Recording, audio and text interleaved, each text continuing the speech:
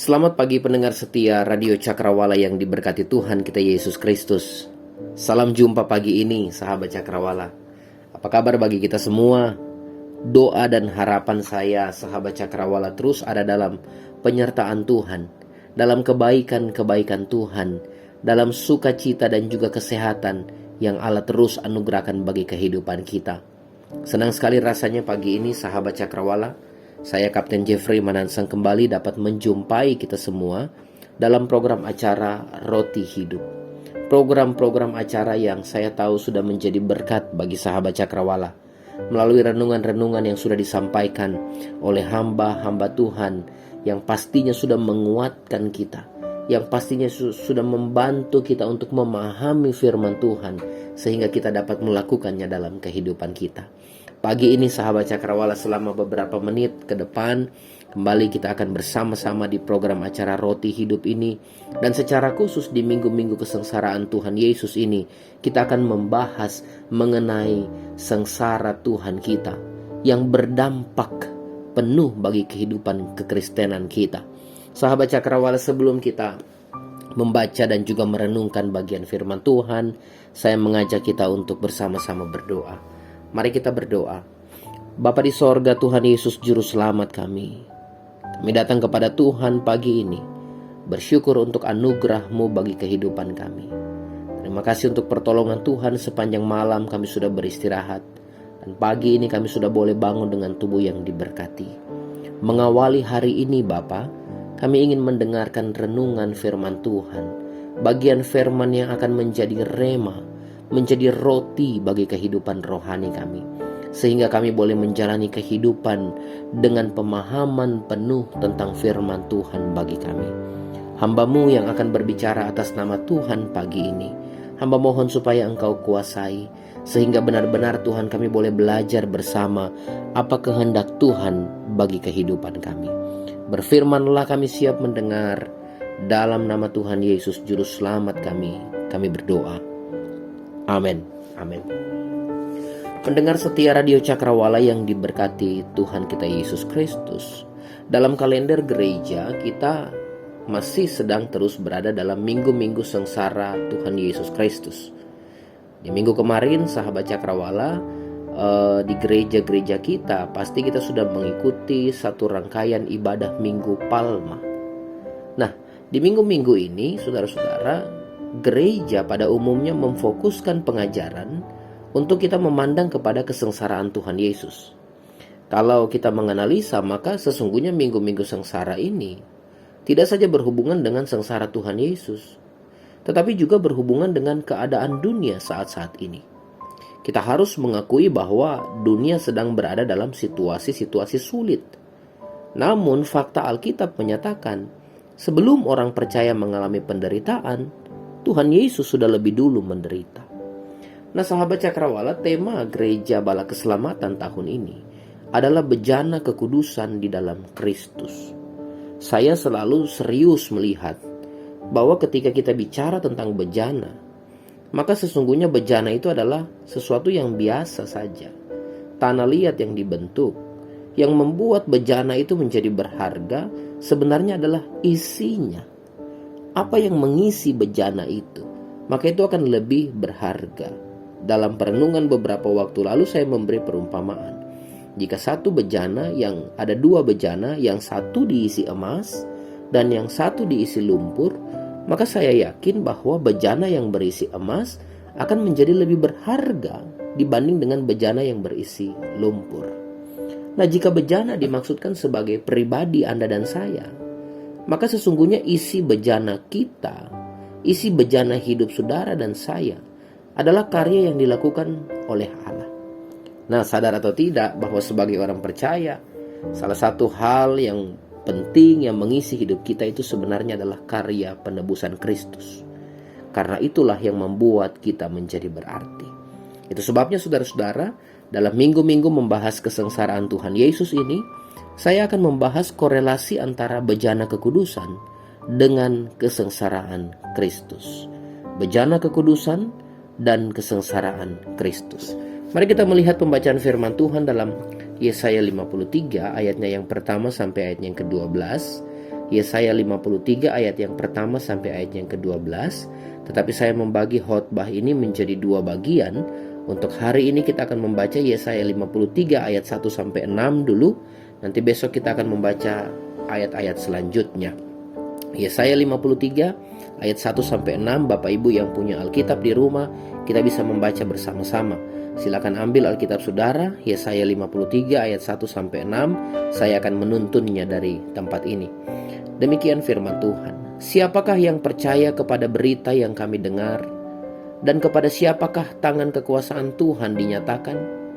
Sebagai taruk ia tumbuh di hadapan Tuhan, dan sebagai tunas dari tanah kering. Ia tidak tampan, dan semaraknya pun tidak ada, sehingga kita memandang dia. Dan rupa pun tidak, sehingga kita menginginkannya. Ia dihina dan dihindari orang, seorang yang penuh kesengsaraan dan yang biasa menderita kesakitan. Ia sangat dihina, sehingga orang menutup mukanya terhadap dia, dan bagi kita pun dia tidak masuk hitungan. Tetapi sesungguhnya penyakit kitalah yang ditanggungnya, dan kesengsaraan kita yang dipikulnya. Padahal kita mengira dia kena tulah, dipukul dan ditindas Allah. Tetapi dia tertikam oleh karena pemberontakan kita. Dia diremukkan oleh karena kejahatan kita. Ganjaran yang mendatangkan keselamatan bagi kita ditimpakan kepadanya. Dan oleh bilur-bilurnya kita menjadi sembuh. Kita sekalian sesat seperti domba. Masing-masing kita mengambil jalannya sendiri. Tetapi Tuhan telah menimpakan kepadanya kejahatan kita sekalian. Pendengar setia Radio Cakrawala yang diberkati Tuhan, Minggu Sengsara bukan hanya momen kita melihat kesengsaraan Kristus semata. Tetapi Minggu Sengsara juga merupakan sebuah kesempatan untuk kita menemukan dampak kesengsaraan Kristus terhadap bejana kekristenan kita. Nah, pertanyaannya saudara-saudara, apa dampak kesengsaraan Kristus terhadap bejana kekristenan Anda dan saya? Kita akan membahasnya seperti yang saya katakan tadi dalam dua hal penting. Tetapi untuk pagi ini saya akan membahas bagian yang pertama dulu. Besok akan kita bahas bagian yang kedua. Yang pertama saudara-saudara, dampak kesengsaraan Kristus terhadap bejana kekristenan Anda dan saya. Bahwasanya kesengsaraan Kristus itu merupakan gerbang pengharapan bagi kita. Kesengsaraan Kristus adalah gerbang pengharapan bagi kita. Ayatnya yang kedua dari Yesaya 53 bilang begini. Sebagai taruk ia tumbuh di hadapan Tuhan, dan sebagai tunas dari tanah kering. Ia tidak tampan dan semaraknya pun tidak ada, sehingga kita memandang dia, dan rupa pun tidak, sehingga kita menginginkannya. Pendengar setia Radio Cakrawala yang diberkati Tuhan, Yesaya memberi gambaran mengenai penderitaan Kristus. Dalam predikat sebagai hamba Tuhan, ada beberapa sifat atau karakteristik utama dari pribadi Mesias. Dalam ayat demi ayat kita mendapati nubuatan-nubuatan mengenai bagaimana Mesias harus menderita. Mulai dari bagaimana dia disiksa, dibunuh, diletakkan di antara penjahat, sampai pada kematian bahkan kebangkitannya. Namun terlepas dari itu semua, ada satu istilah yang penting yang dipakai untuk menggambarkan pribadi Mesias. Istilah itu adalah tunas yang tumbuh dari tanah kering. Tunas yang tumbuh dari tanah kering.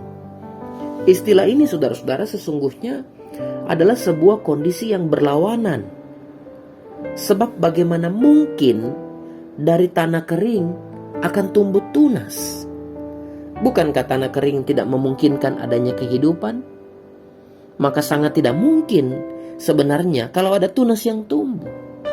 Nah saudara-saudara, ada dua kata kiasan yang hendak diperlihatkan secara gamblang. Kita akan lihat yang pertama, dia bilang tanah kering. Saudara-saudara, tanah kering ini merupakan sebuah kiasan yang hendak memperlihatkan kondisi dunia yang sesungguhnya tidak lagi memiliki unsur-unsur kehidupan. Yang saya maksudkan saudara-saudara adalah kehidupan dalam makna keterhubungan dengan Allah. Tidak ada lagi tanda-tanda harapan, Tidak ada lagi upaya yang mendukung sebuah keterhubungan dengan Allah.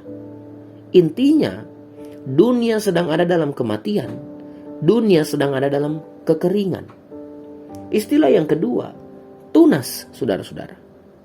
Tunas ini adalah sebuah pertanda kehidupan.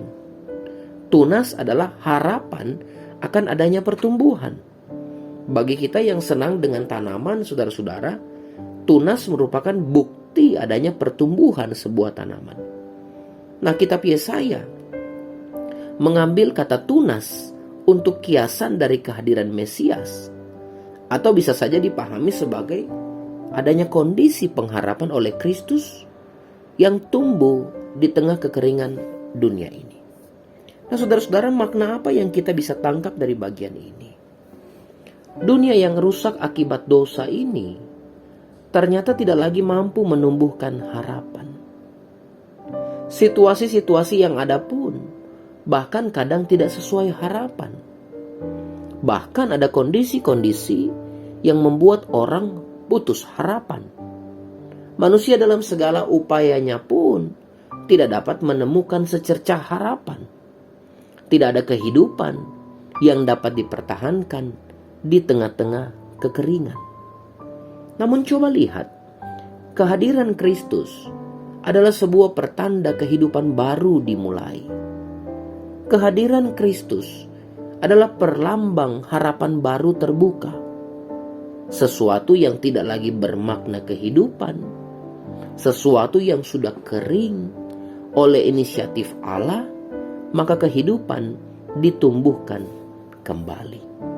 Nah, saudara-saudara yang diberkati Tuhan kita Yesus Kristus, di minggu-minggu sengsara ini, kita sedang merenungkan penderitaan Kristus. Sebuah perjalanan kehidupan yang tidak mudah, saudara-saudara. Layaknya tunas yang harus bertumbuh meskipun di tengah kekeringan. Tuhan Yesus tidak punya pilihan. Sebagai tunas, hanya ada dua pilihan. Yang pertama, dia harus terus berupaya hidup untuk memberi warna. Dan yang kedua, dia harus mati akibat kekeringan. Dan kalau kita perhatikan dalam perjalanan Tuhan Yesus, kedua pilihan itu dijalani Tuhan Yesus. 33 tahun ia hidup dan memberi pengaruh. Selanjutnya dia harus mati akibat kekeringan rohani yang ada di dunia ini. Saudara-saudara, kita harus mengakui bahwa dunia sedang dan terus mengalami kekeringan. Dunia kekeringan dalam hal kasih, saudara-saudara. Sehingga banyak orang yang tidak lagi peduli dengan orang lain. Dunia kekeringan dalam mempertahankan status sebagai makhluk sosial. Sehingga ada deru perang sana-sini.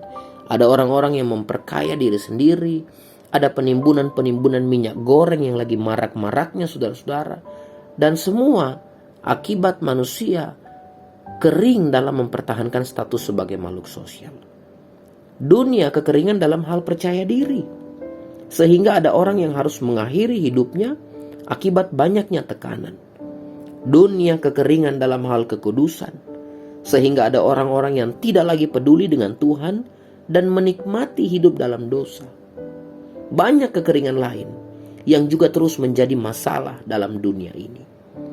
Pendengar setia, Alkitab mencatat bahwa kekeringan itu hanya memiliki satu solusi utama, yakni Kristus.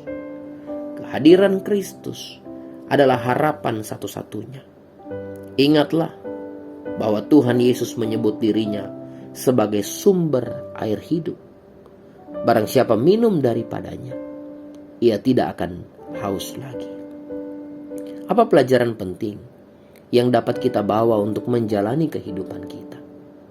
Saudara-saudara, di minggu sengsara ini, mari kita lihat, kira-kira adakah yang mulai kering dari hidup kita? Mungkin semangat kita melayani mulai kering. Sehingga kalau dulu kita melayani Tuhan di gereja, di masyarakat, kita dengan penuh semangat, tetapi mulai akhir-akhir ini mulai menurun dengan berbagai alasan, saudara-saudara. Maka ini saatnya untuk kita datang lagi kembali kepada Yesus, supaya air kehidupan itu memulihkan kekeringan kita. Apa yang mulai kering? Mungkin kasih kita kepada pasangan sudah mulai kering, saudara-saudara. Seiring bertambahnya usia, ada keriput di sana sini. Kalau dulu jalannya cepat, sekarang sudah mulai lambat, harus dituntun. Rambut hitam sudah mulai jadi putih, saudara-saudara. Ada yang berubah. Dulu badannya bagus, atletis, sekarang sudah mulai ada penimbunan lemak di mana-mana. Dan itu menyebabkan kasih mulai kering. Ini saatnya untuk kita datang kepada Kristus, supaya air kehidupan itu kembali menyegarkan kekeringan kita, sehingga kita kembali kepada pasangan. Kasih kita kepada pasangan, kasih mula-mula. Apa yang mulai kering? Mungkin sumber penghasilan kita mulai kering, saudara-saudara. Ada yang bekerja di kantor, ada juga yang akibat pandemi ini saudara di PHK. Ada juga yang mungkin mulai mengalami penurunan di hasil-hasil kebun, di hasil ternak dan lain-lain. Kita merasa penghasilan kita mulai kering. Saudara-saudara, ini saatnya untuk kita datang kepada Tuhan, untuk kita minta Tuhan berkati lagi usaha saya. Karena janji Tuhan, orang yang mencari mendapat, orang yang mengetok pintu dibuka, saudara-saudara. Apa yang mulai kering? Mungkin harapan kita mulai kering karena banyaknya pergumulan, sakit penyakit yang sekian lama kita hadapi, atau banyak hal-hal yang tidak sesuai harapan kita. Maka itu membuat pengharapan kita mulai kering. Ini saatnya kita datang kembali kepada Kristus, sebab Dia adalah air kehidupan, di mana kesengsaraannya sesungguhnya membawa pengharapan bagi kita. Apa yang mulai kering? Mungkin rasa menghargai kita mulai kering, saudara-saudara. Kepada tetangga, kepada orang yang lebih tua, kepada mereka yang lebih muda, rasa menghargai kita sudah mulai kering. Kita merasa bahwa kitalah yang patut dihargai, kitalah yang patut dihormati, tanpa kita ingat lagi bahwa sesungguhnya saling menghargai itu merupakan ciri kehidupan orang percaya. Mungkin rasa menghargai kita mulai kering. Ini saatnya kita datang kepada Kristus, sumber air hidup itu, supaya Dia memulihkan rasa menghargai kita kepada orang lain. Tuhan Yesus memberi dirinya sebagai solusi pengharapan bagi kekeringan kita. Datang kepada Kristus, minta Dia mengalirkan air kehidupan bagi kita, supaya kita menjadi pribadi-pribadi yang memberi warna kehidupan. Penderitaan Kristus, kesengsaraan Kristus membuat bejana kekristenan kita, membuat bejana kehidupan kita tidak akan pernah menjadi kering, sebab kita diisi oleh air-air kehidupan. Semoga Tuhan tolong kita untuk terus menjadi orang-orang yang berpengharapan, yang tidak pernah kering oleh situasi, tetapi yang terus-menerus diisi oleh air kehidupan itu. Mari kita berdoa. Bapa di sorga, Tuhan Yesus Juru Selamat kami, terima kasih karena firman-Mu kembali mengingatkan kepada kami bahwa Kristus datang sebagai tunas yang tumbuh di tanah yang kering. Engkau datang menjadi pengharapan di tengah-tengah kondisi matinya dunia ini. Kristus datang memberi dirinya menjadi harapan di tengah kondisi-kondisi yang rasanya tidak mungkin lagi untuk dihadapi oleh manusia. Terima kasih sebab kami tahu di dalam Engkau ada pengharapan, dan pengharapan itu bukanlah pengharapan yang sia-sia. Firman-Mu telah dibentangkan Bapa.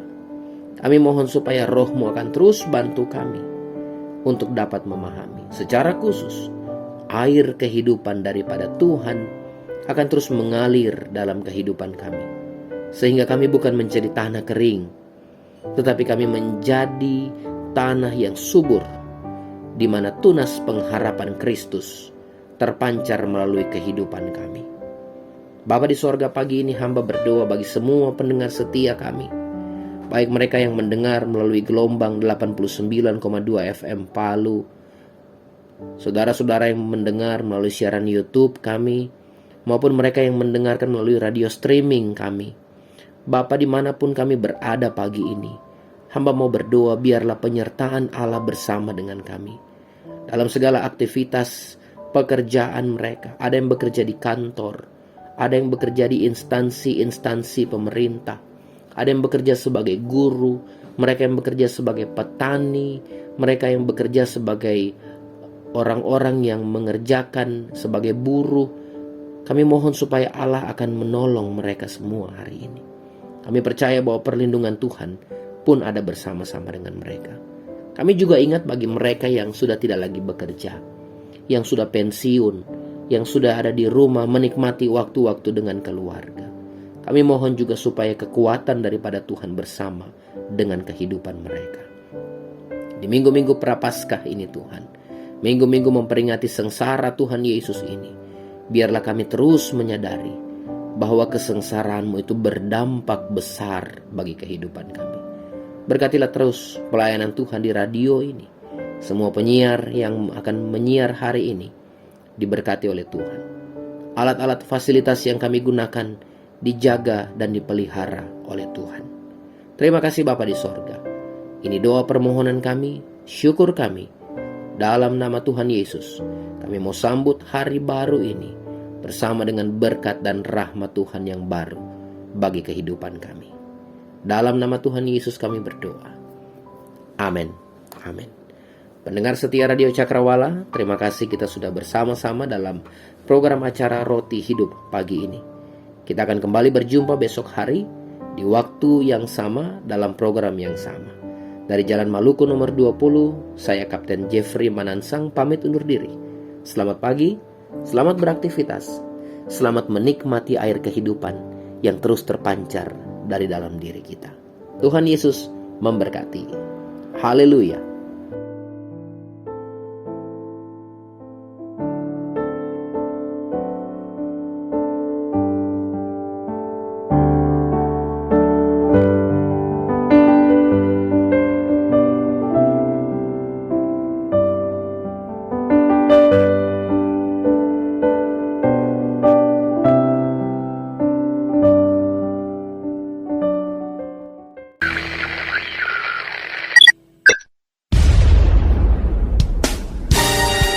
Pastikan Anda tetap bersama dengan kami di gelombang 89,2 FM, The New Cakrawala Radio. God bless us.